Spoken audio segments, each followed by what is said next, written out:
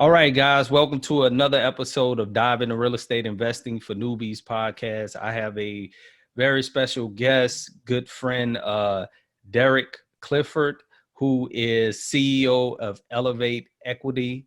Derek is a successful single and multifamily real estate investor. He has acquired 13 out-of-state units in his first year alone.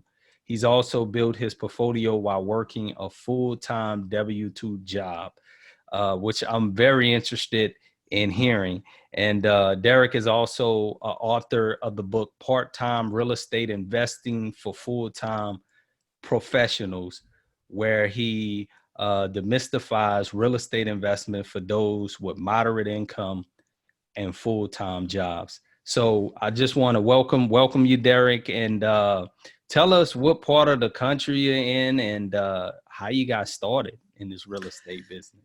Absolutely. Well, Cecil, first, I just want to say it's an honor to be here. Thank you so much for having me on.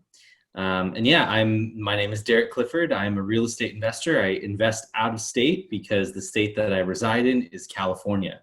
I work and invest from my home base out here in the East Bay of California. So kind of the San Francisco Bay Area, but a little bit out east, maybe a good 30, 40 miles outside. Okay. So you're actually doing this virtually. Yes, sir. Yeah. So tell me a little bit how you got started. Were you, cause you pretty much your primary, you're in apartment syndication. So is that your primary? Do you have any single family or is all multifamily unit?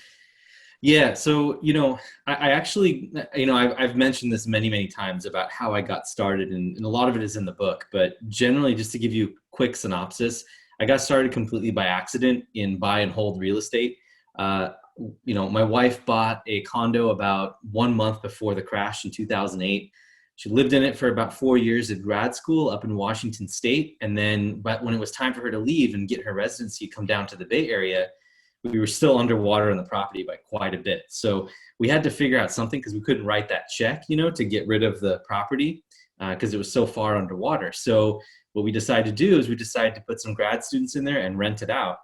And as we were making the drive down to California from our home base in Washington State at the time, we were thinking, man, why don't we try doing this on purpose, right? Because here we are collecting that quote unquote mailbox money. We're getting enough income to come in to cover all of our expenses and our mortgage. So we're like, let's try doing this on purpose. And that kind of led me into a journey of studying like nonstop on Bigger Pockets and a bunch of other resources online for about a year, year or two, actually, I would say.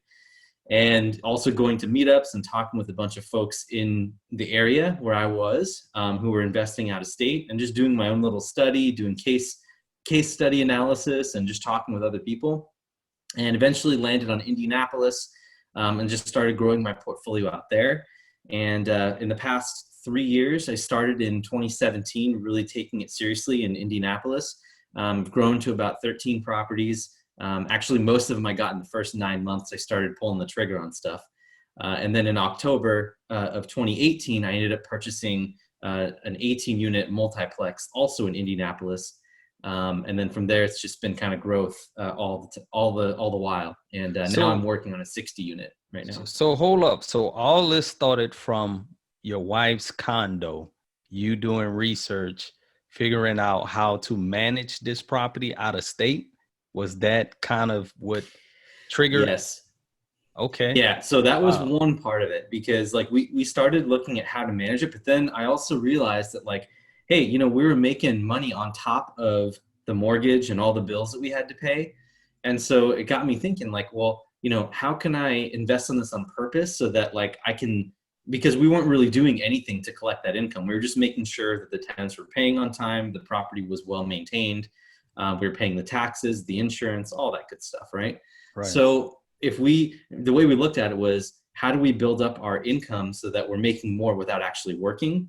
And that was, we looked at rental property as like a way to do that. And so I just started to hit the books really, really hard, because we had that case study or that example, that accidental example of the proof of concept of it working already, And so now we wanted to see if we could get something on purpose and do it with more intention.